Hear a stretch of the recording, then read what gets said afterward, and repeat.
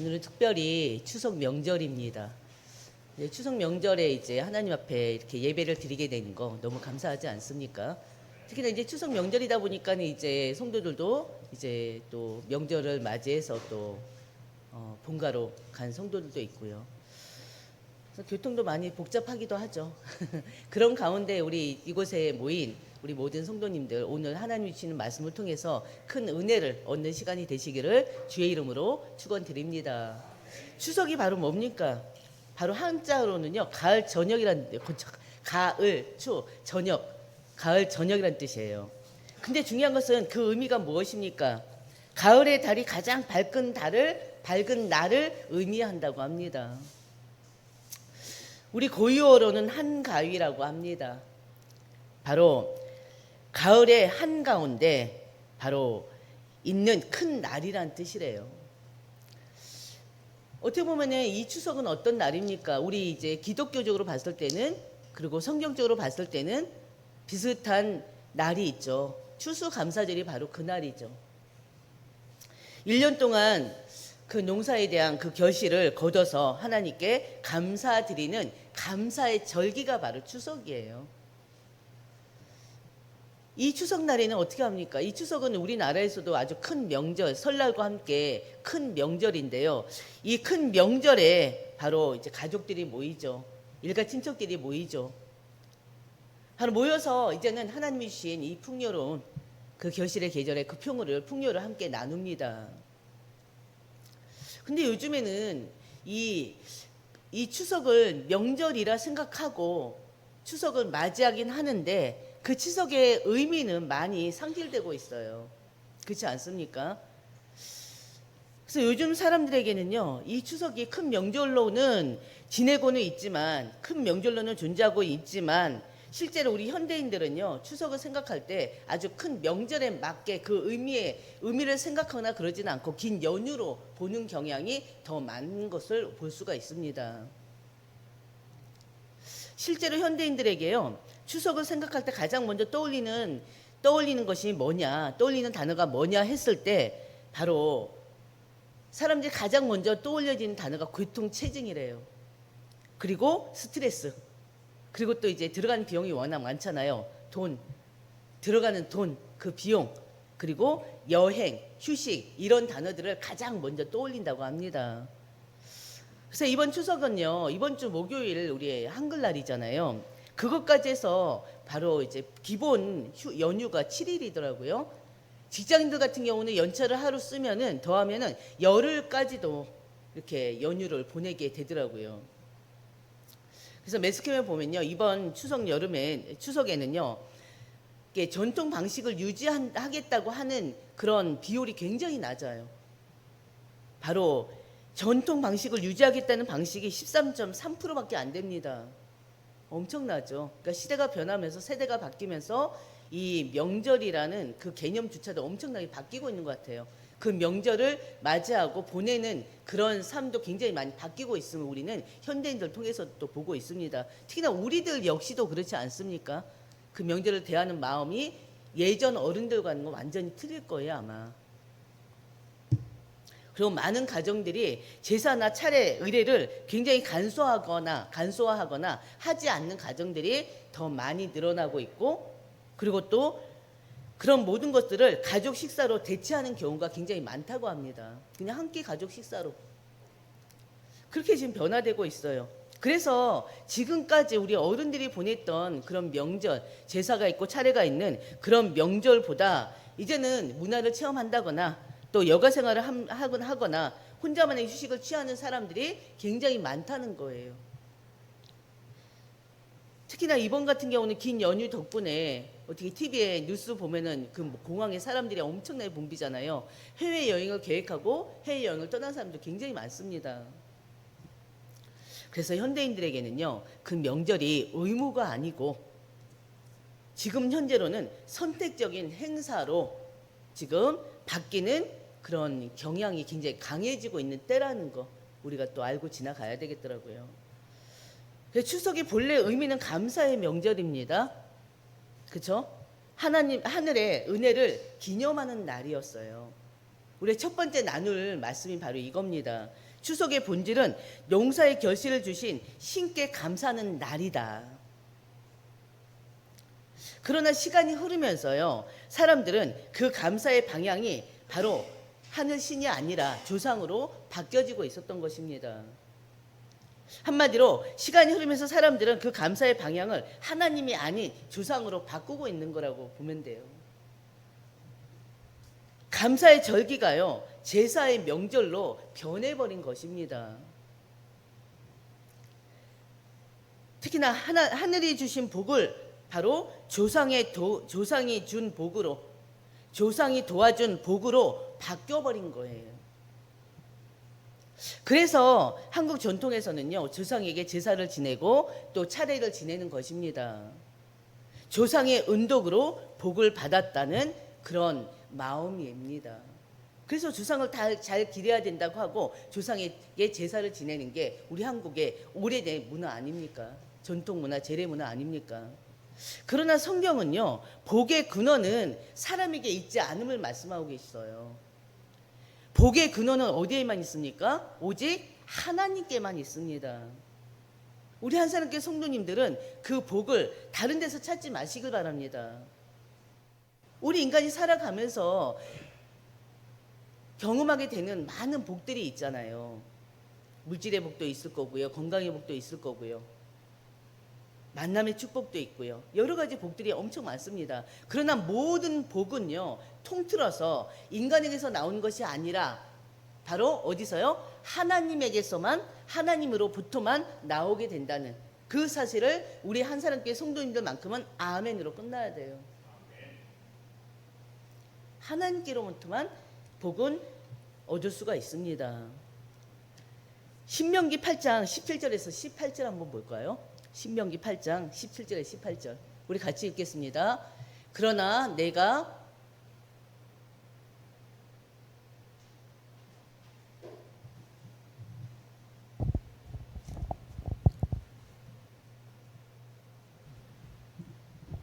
같이 읽겠습니다. 그러나 내가 마음에 이르기를 내 능력과 내 손의 힘으로 내가 이 재물을 얻었다 말할 것이라. 내 하나님 여호와를 기억하라. 그가 내게 재물 얻을 능력을 주셨음이라. 이같이 하심은 내 조상들에게 맹세하신 언약을 오늘과 같이 이루려 하심이니라. 아멘. 이 말씀은요, 모세가 이스라엘 백성들에게 준 말씀입니다. 이스라엘 백성들이 가나안 땅에 들어가기 직전에 광야에서 전한 마지막 말씀이에요. 바로 이 말씀은 하나님의 경고의 말씀이기도 하고 교훈의 말씀이기도 합니다. 왜냐하면 우리가 너무나 잘 아는 것처럼 이스라엘 민족은요, 이스라엘 백성들은요 40년 동안 광야를 걸었잖아요. 근데 40년 광야 생활 하는 동안에 그들은 오로지 하나님 은혜로만 살았던 민족입니다. 그렇지 않습니까? 어떤 은혜를 받았습니까? 하늘로부터 만나를 하나님 내려주신 걸 먹고 살았고요. 그 다음에 반석에서 물을 마시고요. 불기둥과 구름구름으로 인도를 받았던 자들이에요. 광야인데도 광야 생활 가운데 많은 어려움이 있어요. 고통이 있어요. 그러나 그 모든 어려움과 고통을 하나님이 함께 하셨습니다. 하나님이 이끌어 인도하셨어요. 이제 가나안 땅에 들어가면 모든 게 변화됩니다. 가나안 땅에 들어가면 거할 집이 있어요. 가나안 땅에 들어가면요 더 이상 만나가 필요치가 않아요. 왜? 하나님께서 이미 약속의 땅 가나안 땅은 그들에게 주실 것을 약속하셨고 하나님 그들을 가나안 땅으로 들어가게 하셨잖아요. 가나안 땅에는요 바로 스스로 농사를 짓고 수확할 수 있게끔 하나님 하십니다. 그러다 보니까 어떻게 돼요? 결국에는 그 이스라엘 민족들이요 하나님이 주신 복을 내가 스스로 경작하고 그러잖아요. 내가 스스로 만든 것으로 착각할 수 있다는 것입니다. 그래서 모세가 이스라엘 백성들에게 가나안 들어가기 직전에 이스라엘 백성들에게 하나님 여호와를 늘 기억하라는 거예요. 내 하나님 여호와를 기억해라. 하나님이 내게 재물을 얻을 능력을 주셨다. 재물을 얻을 능력을 주셨습니다. 무슨 말입니까? 우리가 가진 모든 복은, 우리 가정의 복은, 우리의 건강의 복은, 우리 자녀들에 대한 복은 이 모든 복은 우리 인간의 손에서 나오는 것이 아니라, 힘에서 나오는 것이 아니라 오직 하나님의 능력, 하나님의 능력에서 온다는 거예요. 하나님의 그 능력, 하나님이 주시는 은혜라는 것입니다. 그래서 요한복음 3장 27절에 사람이 하늘에서 주신 바가 아니면 아무것도 받을 수 없다고까지 얘기했어요. 다시 한번요. 요한복음 3장 27절, 사람이 하늘에서 주신 바가 아니면 아무것도 받을 수 없다. 그러므로 감사는요, 누구에게 드려야 돼요? 하나님께만 드려야 됩니다. 감사는 하나님께 드리고 또 우리는 하나님께 영광을 돌려드리는 삶을 살아야 되는 거예요. 그런데 사람들이요, 감사를 하나님께 돌리지 않습니다. 감사의 방향이 바뀌어버렸어요. 로마서 1장 21절 23절 한번 볼까요? 없어요. 로마서 1장 21절 23절, 우리가 평상시 강단에서 제가 여러 번 반복한 말씀 중에 하나예요. 그리고 또 우리가 로마서 지금 5장을 하고 있잖아요. 1장 때 나눴던 말씀이기도 합니다. 로마서 1장 21절에서 23절입니다. 같이 보겠습니다. 하나님을 알되 하나님을 영화롭게도 아니하며 감사하지도 아니하고 오히려 그 생각이 허망하여지며 미련한 마음이 어두워졌나니 스스로 지혜 있다 하나 어리석게 되어 썩어지지 아니하는 하나님의 영광을 썩어질 사람과 새와 짐승과 기어다니는 동물 모양의 우상으로 바꾸었느니라. 아멘. 하나님을 안다고 하면서도, 하나님을 안다고 말하면서도 그 하나님을 영화롭게도 하지 않고 감사하지도 않고, 이게 바로 뭡니까? 이게 바로 죄의 출발점이에요. 죄의 시작은요, 하나님을 떠나면서부터 시작됩니다. 하나님 말씀을 어떻게 해요? 부정하는 것부터 시작돼요. 하나님 말씀을 지키지 않는 것부터 시작해요. 한마디로 불신앙에서 시작합니다.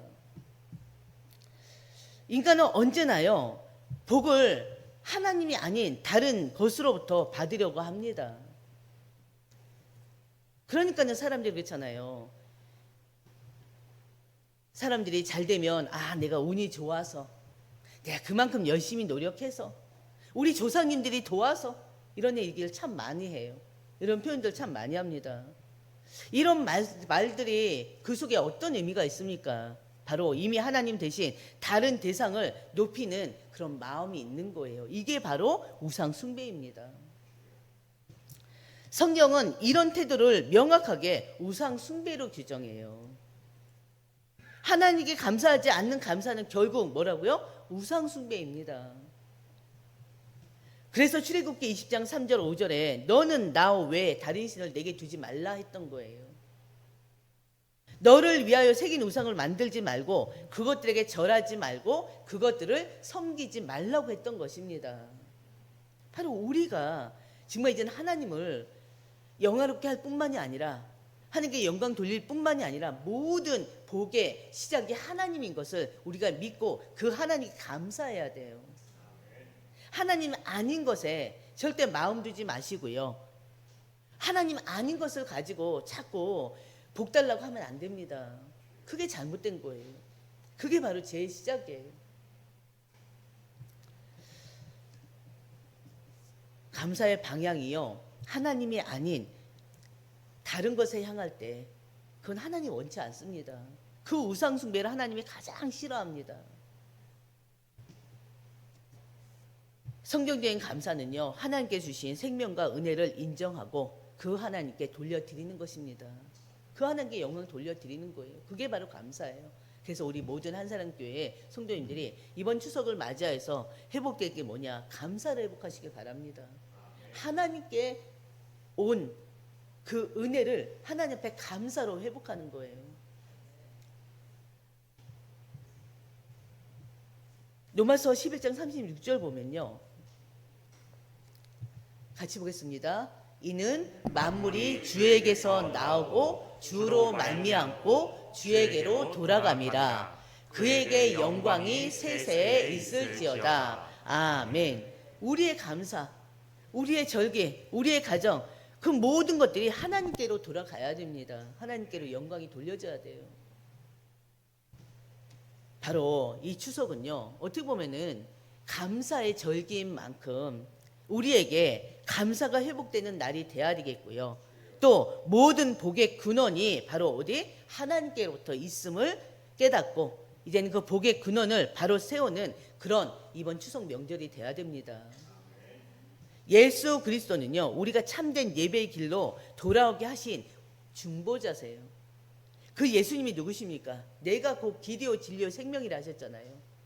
그 예수님이 아니고서는 절대 하나님 아버지 여호와 하나님께로 올라갈 자가 없습니다. 그래서 우리에게는 감사의 방향이 우리에게 바로 세워지는 거, 그 가장 급합니다. 가장 우선이 돼야 됩니다. 그래서 우리가 지금 맞이하고 있는 이 추석은요, 단순한 전통이 아니라 단순한 전통 행사로 머무는 것이 아니라 하나님께 영광을 돌려드리는 감사의 예배가 되어져야 됩니다.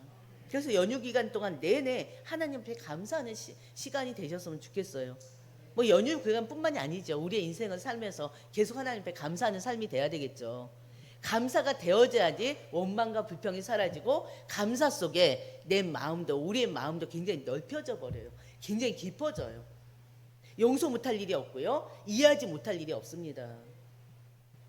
여러분들은 이 세상에 나를 이해해 줄 사람이 한 명이라도 있습니까? 있어요? 제가 생각할 때는 이 세상에 나를 이해해 줄 사람 단 한 명도 없어요. 왜요? 다르잖아요. 생각이 다르고 보는 관점이 다르고 모든 게 다르기 때문에 이 세상에 나를 이해해 줄 사람은 단 한 명도 없다고 생각합니다. 그럼에도 불구하고 우리는 상대를 이해해야 돼요. 왜? 다르기 때문에. 다름을 이해해야 돼요. 말하는 게 틀리고 행동하는 게 틀리고 또 한 가지 주제를 가지고 생각하는 게 다르고 지금 강단에서 말씀을 들어도 듣는 것들이 다 다르단 말이에요. 그렇지 않습니까? 그러나 우리는 하나님의 십자가 그 사랑을 받은 자들로서 다른 사람들을 영혼들을 사랑하는 마음을 가지고 긍휼히 여기는 마음을 가지고 또 다름을 인정하고 이해하고 수용하고 또 초월하는 우리 모두가 되시기를 주의 이름으로 축원드립니다. 그러면서 두 번째, 우리가 오늘 본문 말씀이에요. 128편. 이 128편은요, 하나님의 축복은 언제나 하나님을 경외하는 데서 시작됨을 말하고 있습니다.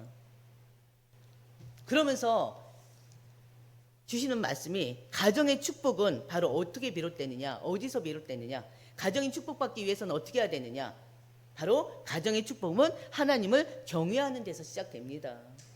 하나님을 경외하는 것뿐만이 아니라 하나님의 도, 하나님의 길을 걷는 데서 시작됩니다. 기억하셔야 돼요. 오늘의 이 말씀을 다시 한번 우리 같이 합독하겠습니다. 여호와를 경외하며 그의 길을 걷는 자마다 복이 있도다. 하나님을 경외하는 자가 복을 받고요, 그 하나님의 길을 걷는 자가 복이 있다고 하나님 분명히 말씀하고 계셔요. 그 여러분들이 복 받고 싶으세요? 그러면 하나님 경외하면 돼요. 그 경외 속에 모든 복이 다 들어가 있어요.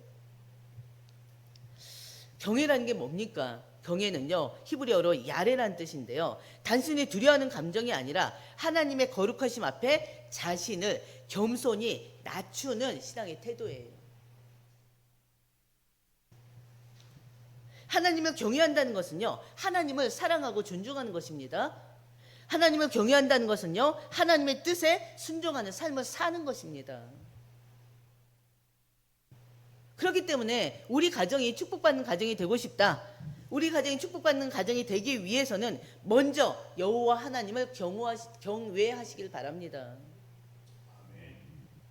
하나님을 두려워하는 것뿐만이 아니라 하나님의 거룩하심 앞에 우리들을 낮추시길 바랍니다.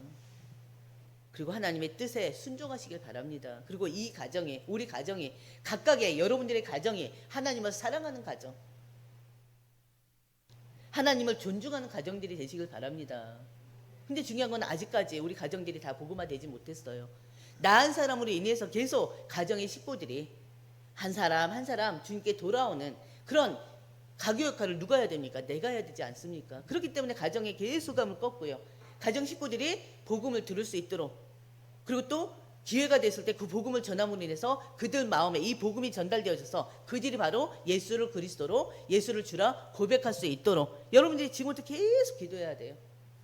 여러분의 정시기도 속에 그 무시로 기도하는 그 무시기도 속에 가정복음만 늘 같이 가야 됩니다. 결국엔 되어지게 돼 있어요. 여러분 한 사람으로 인해서. 그렇지 않습니까? 한 사람으로 인해서 복음은 반드시 반드시 복음화되지 않겠습니까? 그게 바로 여러분의 믿음에서 비롯된다는 것을 잊지 마시길 바랍니다. 그래서요, 세상은요 어떻습니까? 노력이나 재물이나 권력에서 복을 찾아요. 근데 중요한 것은 성경에서는 복의 근원이 하나님을 경외하는 데서 시작된다는 거, 여러분들 기억하시길 바랍니다. 하나님을 경외할 때 인간은요 피조물로서 겸손히 하나님 중심으로 살 수밖에 없습니다. 하나님의 그 하나님의 길을 걷는다는 것은 하나님의 뜻에 따라 인생의 방향을 잡는 거예요. 하나님의 뜻에, 하나님의 말씀에 내 인생의 방향을 맞추는 거예요. 그리고 그 하나님의 성품을, 예수 그리스도의 성품을 닮아가는 것입니다. 그 닮아간다는 게 뭐예요? 성품을 닮아간다는 게 뭐예요? 예배하는 자가 되는 거예요. 우리는 구별받은 자들이잖아요. 거룩하고 구별된 자들이잖아요. 구별된 삶을 사는 게 바로 그 성품을 닮는 거고 예수님 닮아가는 삶입니다. 오로지 말씀과 기도 속에서. 그리고 또 하나님의 사랑과 이웃사랑, 그 사랑하는 마음을 가지고 사랑하는 것이 바로 예수님 닮는 삶 아니겠습니까? 하나님의 성품이 사랑입니다. 사랑.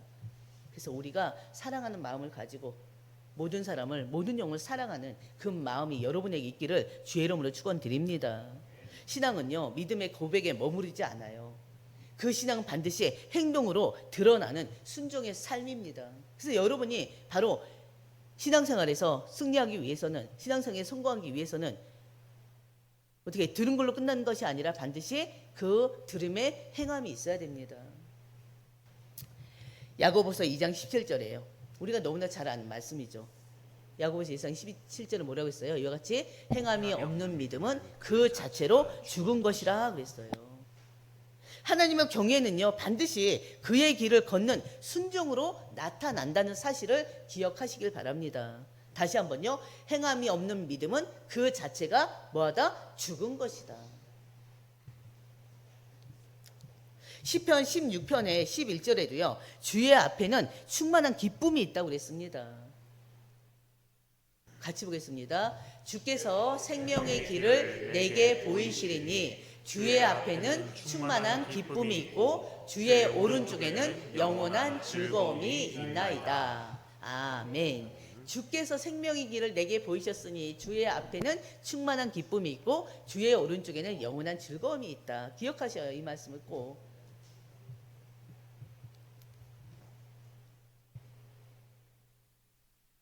주님과 함께하는 삶은 기쁨 삶이요 즐거움의 삶이 아니겠습니까? 영원한 즐거움의 삶입니다. 기억하시길 바랍니다. 두 번째요, 하나님을 경외하는 가정은요 일상의 수고 속에서도 복을 누리게 됩니다. 바로 2절 말씀이에요. 오늘 본문 2절 말씀이에요. 하나님을 경외하는 가정은 일상의 수고 속에서도 복음을 누린다. 2절 다 같이 보겠습니다. 내가 내 손이 수고한 대로 먹을 것이라. 내가 복되고 형통하리로다. 하나님을 경외하는 자의 일상의 수고를요 하나님이 아주 존귀하게 여긴다는 뜻이기도 합니다. 노동은요 죄의 결과가 아닙니다. 노동은요 창조 때부터 하나님이 주신 사명입니다. 우리 말씀으로 확인해요. 창세기 2장 15절이 그랬어요. 창세기 2장 15절 보면 여호와 하나님이 그 사람을 이끌어 에덴 동산에 두어 그것을 경작하며 지키게 하시고, 바로 하나님이 이미 아담을 만드시고 그 아담을 에덴 동산에 두었잖아요. 그 에덴 동산에 두고 그것을 경작하고 지키게 하시고 그랬습니다. 바로 노동은 하나님 주신 사명이에요. 근데 중요한 것은 창세기 3장 19절 타락 후에 인간의 노동은 고통과 땅의 수고가 된 것입니다. 하나님을 경외하는 자에게는요 그 수고가, 우리가 하는 모든 수고가 축복의 통로로 바뀝니다. 하나님을 경외하는 자의 수고는 하나님의 은혜로 결실을 맺게 됩니다. 그래서 하나님은 하늘의 복과 땅의 복을 함께 주시는 분이심을 여러분들이 기억하셔야 돼요. 수고하지 않으면 열매를 맺을 수가 없습니다. 그렇죠? 세 번째요. 하나님을 경외하는 가정은요, 사랑과 생명의 열매를 맺게 됩니다. 그래서 여러분들의 가정이 하나님 경외하는 가정이 되셔야 돼요. 그 안에 모든 복이 다 있다니까요. 생명의 복, 또 사랑의 복, 열매의 복이 있습니다. 3장 같이 보겠습니다. 다시 한번요. 내 집 안방에 있는 내 아내는 결실한 포도나무 같으며 내 식탁에 둘러앉은 자식들은 어린 감람나무 같으리로다. 아멘. 하나님을 경외하는 가정의 그 아내를 하나님은 결실한 포도나무로 비유했어요. 포도나무는요, 사랑을 뜻하기도 하고요, 기쁨을 뜻하기도 하고요, 바로 풍성함을 상징하기도 합니다. 바로 하나님께 주신 포도나무가 하나님이 주신 바로 시편의 104편 15절 보면요, 하나님께서 주신 포도주가 사람의 마음을 두껍게 하듯 그랬습니다. 하나님을 경외하는 가정의 아내는요, 그 가정 안에서 기쁨과 사랑의 열매를 맺게 된다는 거예요. 하나님을 경외하는 가정의 아내가 그 가정 안에서 기쁨과 사랑의 열매를 맺게 된다는 것입니다. 그래서 포도나무가 풍성한 열매를 맺기 위해서는 반드시 지지대가 필요하잖아요. 왜냐하면 줄기가 스스로 설 수가 없잖아요. 우리 포도나무 줄기를 너무나 잘 알잖아요. 얼마나 연약합니까? 바람이 불면 쓰러지고 또 꺾이기도 합니다. 근데 여기서 그 지지대 역할을 누가 합니까? 바로 배우자가 하는 거예요. 남편이 하는 거예요. 그래서 남편이 하나님을 경외하며 하나님 말씀 위에 바로 설 때 아내는 안정된 사랑 안에서 자라나고요, 그 가정은 포도나무처럼 풍성한 열매를 맺게 된다는 말씀이 저 말씀입니다. 무슨 말입니까? 한마디로 그 가정의 구성원들이 하나님을 경외하는 그런 가족 구성원이 될 때, 특히나 부모가 하나님을 경외하는 부모가 될 때 그 가정은 어떻게 해요? 하나님이 주시는 그 은혜의 복이 엄청 넘쳐날 것을 얘기하는 것입니다. 말씀을 다시 보면요, 자녀를 어린 감람나무에 비유합니다. 그렇죠? 자식들은 식탁에 둘러앉은 자식들은 어린 감람나무 같으리로다 그랬어요. 바로 이 감람나무, 바로 이 감람나무 올리브나무라고 그러는데, 올리브나무는요, 성경에서 생명을 뜻하기도 하고요, 평화나 언약을 상징하기도 합니다. 이 나무는요, 수백 년을 살아가면서 그 뿌리에서 새로운 순이 끊임없이 돋아나는 세대의 연속성을 지닌 나무라 그래요. 즉 무슨 말입니까? 나 자녀는요, 부모의 신앙을 이어받는 언약의 새순이라는 것입니다. 어린 감람나무가 원 감람나무로부터 생명 능력을 부여받는 것처럼 바로 자녀는 부모의 믿음에서 신앙의 생명을 공급받습니다. 그래서 부모의 믿음이, 하나님을 경외하는 그 믿음이 너무나 중요한 거예요. 부모가 하나님을 경외하면 그 신앙의 진액이 자녀의 마음으로 흘러간다는 것입니다. 그래서 이것이 바로 하나님을 경외하는 가정이 맺는 생명의 열매입니다. 기억하시길 바랍니다. 그리고 하나님을 경외하는 가정은요, 단순히 잘 사는 가정을 말하는 게 아니에요. 그 사랑의 열매와 생명의 열매가 자라나는 가정이 바로 하나님을 경외하는 가정입니다. 반대로 하나님을 경외하는 가정이 되면 사랑의 열매가 맺히고 생명의 열매가 맺힙니다. 그래서 안에 있는 사랑과 기쁨의 열매가 맺히고요, 또 남편 안에 있는, 바로 남편은 어떻습니까? 가정으로서의 책임이 있잖아요. 남편 안에 책임과 그 섬김의 열매가 자랍니다. 그리고 자녀 안에 그 부모로 인해서 전달된 그 신앙이 자라고요, 바로 그 속에서 순종의 열매가 자라게 되는 것입니다. 그래서 어떻게 보면 부모의 그 신앙이 자녀들에게, 다음 세대들에게 그대로 연결되면서 그 가정은 사랑의 열매, 생명의 열매가 풍성해질 것을 하나님 말씀하고 있어요. 그래서 여러분들의 가정의 모든 식구들이 지금 하나님을 경외하는 그 은혜를 누리시는 가정들이 되시기를 주의 이름으로 축원드립니다.